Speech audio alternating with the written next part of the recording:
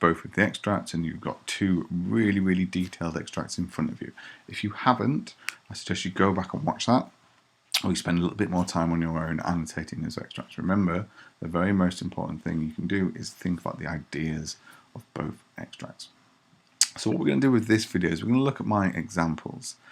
Now, I'm not claiming these are necessarily perfect, but hopefully they're a guide to you for the sort of thing you should be writing and the way you should be presenting your work. So we're going to start with question 2. Question 1, as you know, is just a case of ticking the correct boxes. Hopefully that's straightforward enough. You don't need me to show you how to do it, but certainly have a look at the question paper which I've attached to the task. Have a look at that question paper and have a go for yourself. So the first question we're going to look at is question 2. And really simply, this is a summary. Now, the biggest mistake I think that people make with this question is getting too carried away, going into too much detail. They begin to analyse just because of habit and the type of work we've done in the past. You do a lot of analysis, and you don't need that. So look, here's my tips. You need 2 differences. You know, it's only worth 8 marks. Get in there, do it nice and quickly. 2 differences, and move on. So you need 2 differences, i.e. 2 comparative points. Don't analyse language, as I say. You're not going to lose marks, but you're going to waste time, which in this very brief paper is effectively the same as losing marks. You've got to be aware of the focus of the question. It will be different to the focus of question 4. So make sure you are answering what you are asked. Doesn't it seem obvious to say kind of read the question? But you have to. You know, a lot of people just don't do that and they talk about whatever they want. However, this off question 4 and their marks suffer. So let's just read what I've written. We'll see how well I meet those points. In source A, entering prison is a dehumanising experience. The silence and anxiety that comes about as you disappear into the criminal justice system makes it unsettling and isolating. Prison is dehumanising in source B, however the writer presents the inmates as being more accustomed to their regimented life. The prisoners move with military precision and create a humming and lively environment very different to source A's modern portrayal. The experience of prison in source A is made worse by the building's proximity to the real world. The writer looked at the small coffee shop he had been at before, noting that they are free, but you are not. For this writer, being able to see the outside world adds to the suffering. In contrast, there is no mention of the real world in source B, and prisoners seem to be entirely resigned to their life inside. The commingling of the many sounds of banging, scouring, and mumbling make the prisoners sound like cogs in a machine, not individuals with emotions. So as you can see, there is no analysis in that. Yeah, there's lots of inference. You know, I've made a few clear statements about what the point of each article is and the ideas that the writers have. The first sentence, prison is a dehumanising experience. You know, you disappear into the criminal justice system. And in contrast, source B, they're used to that regimented life. So inference really is the most important thing. Just below that in terms of importance is the way you handle your quotes. And you see what I've done here is I've just embedded them. I've used the writer's words as my own. It's so important that you get used to doing that.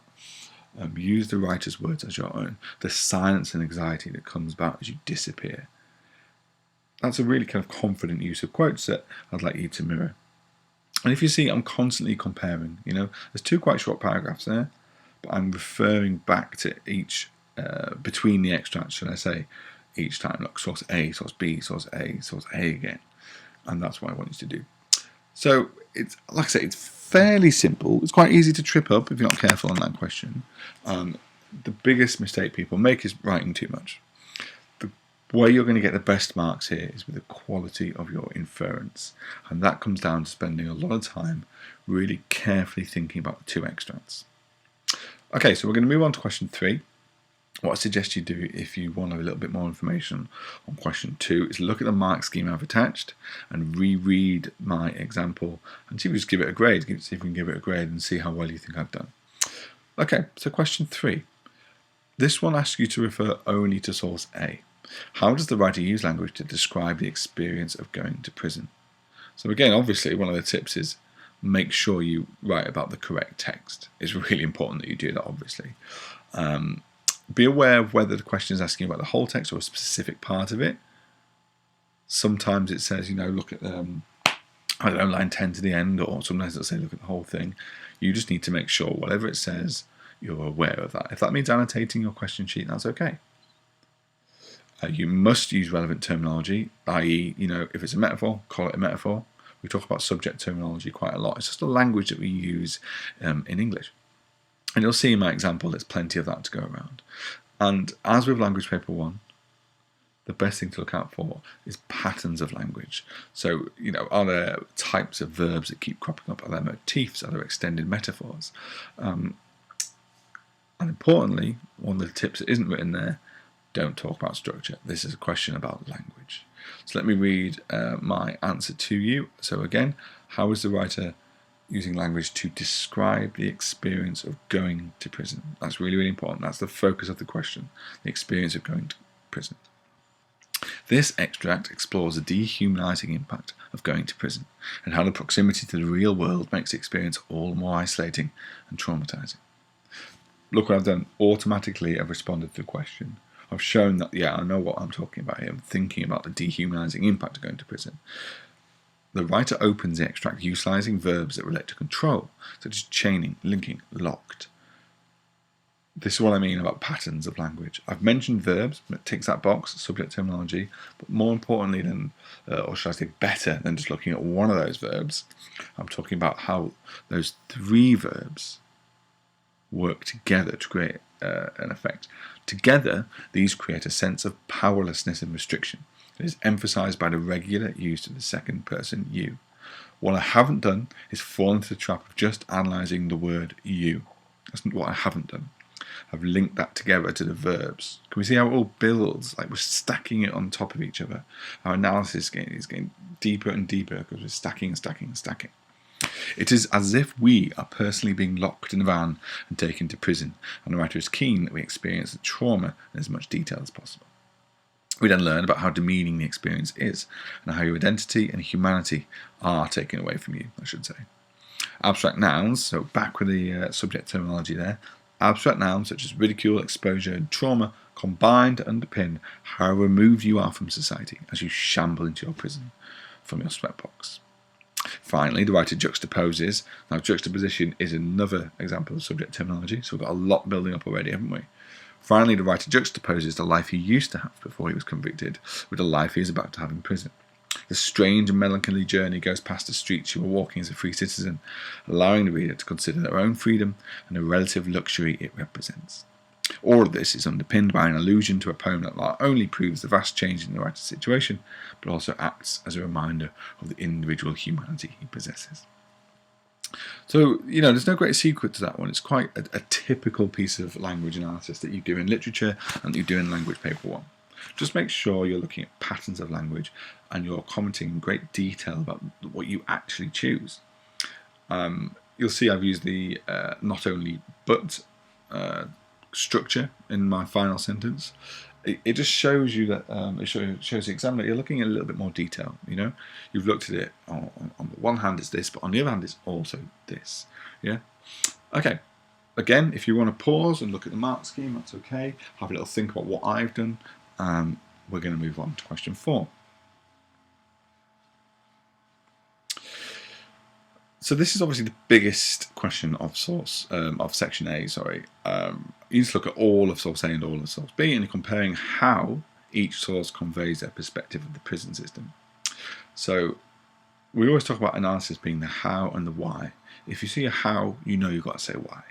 And this question actually guides you to doing that because it's how they get across their perspective. The perspective here is the why, isn't it?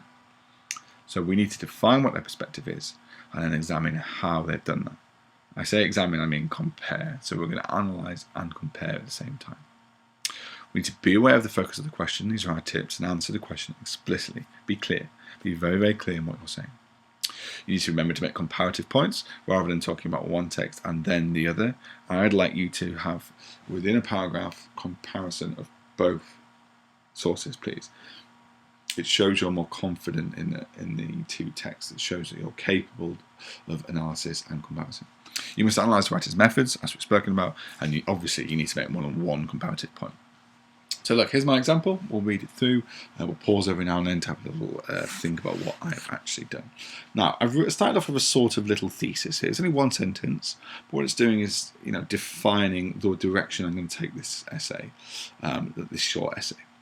While both sources recognise how prison removes a person's identity and forces them to conform, source A regards this as psychologically damaging, while source B sees it as an opportunity for order and rehabilitation. So I always think if we're looking at differences, one of the best things we can do is look at how they're the same, but then how they are slightly different. Because they both, don't they? They both talk about identity. And we've recognised that. They are the same in many ways, but also in many other ways they're very, very different. And if you're acknowledging both, I think you're beginning to look at it in a very kind of insightful way. So that was my sort of little thesis. Now I'm going to begin to talk about source A, but you'll notice in this paragraph I also talk about source B.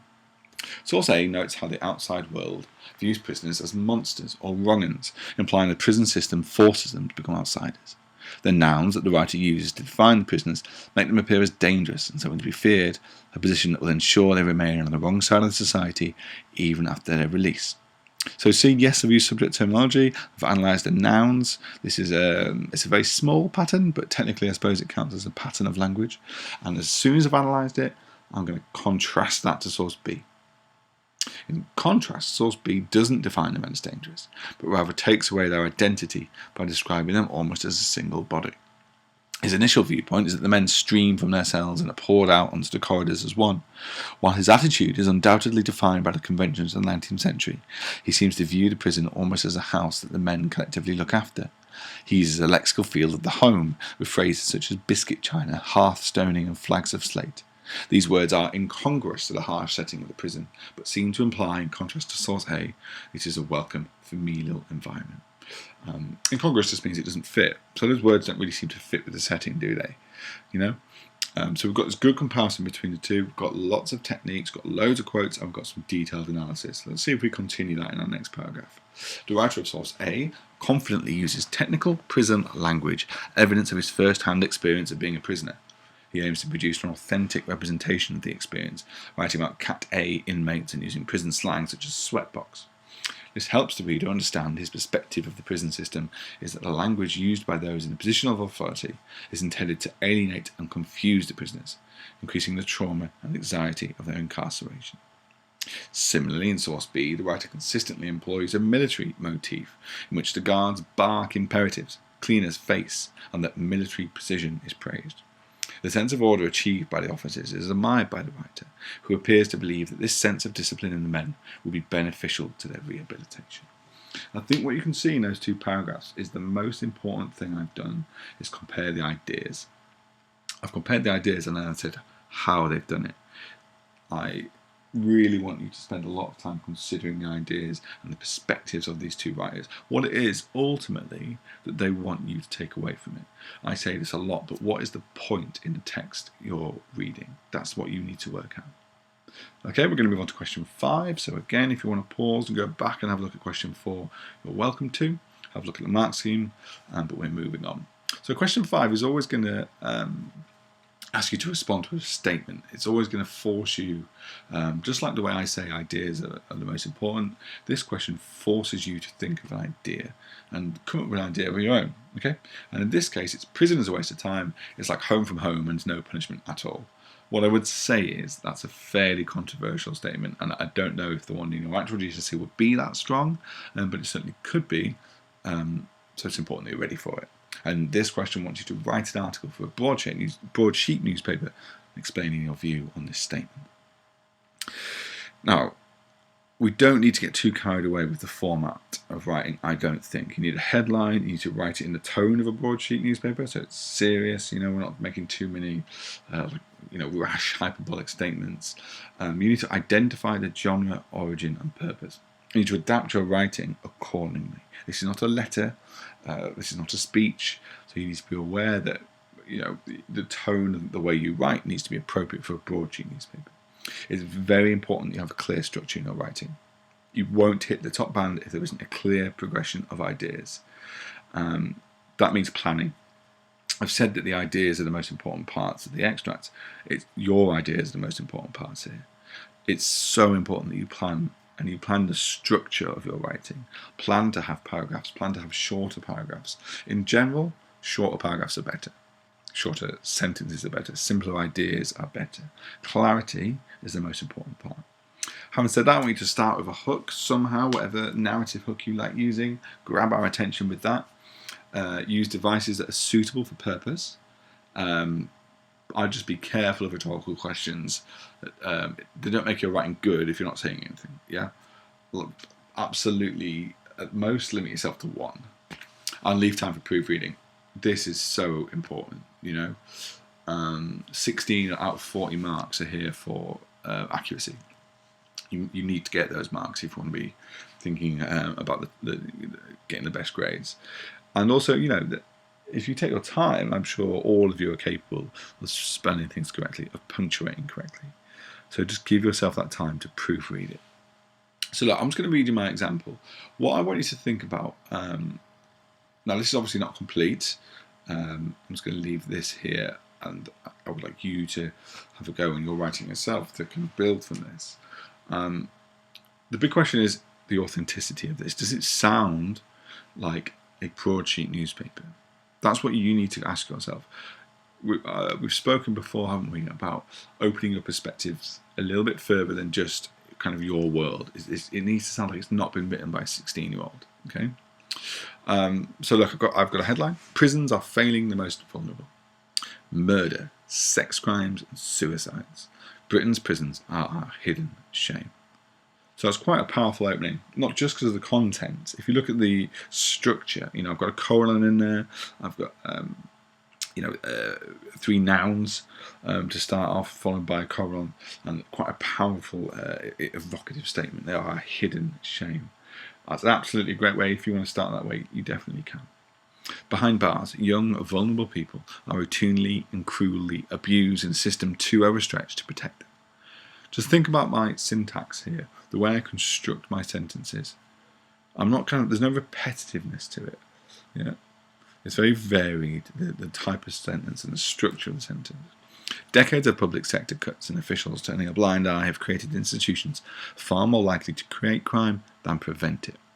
So we've got strong language making strong points. Yeah, it's really important to do that. Okay, we've got some metaphors there, I guess. Blind eye, hidden shame, but that's less important than the ideas. You'll notice already the punctuation is 100% accurate. I'm beginning to use a range of it already. I've got a colon, all my commas and full stops in the right place. Britain's prison population has exploded, metaphor, in the last decade from just below 50,000. Now this is statistics, I guess. I just made these numbers up. God knows what the actual figure is. As long as it's believable, it doesn't matter. From just below 50,000 in 1998 to 150,000 in 2019.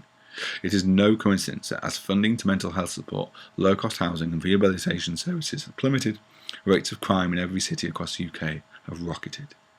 The boom has brought overcrowding. Overcrowding brings violence.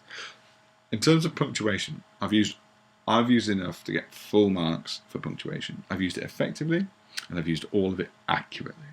That's all you need to do. If you recreate this, you're going to get your full marks for punctuation. Again, the sentence structure is varied, and it's confident as well, isn't it? It's not kind of repetitive, and it's not restricted by knowing that you have to do it. Inmates tell of routine violence among the prison population.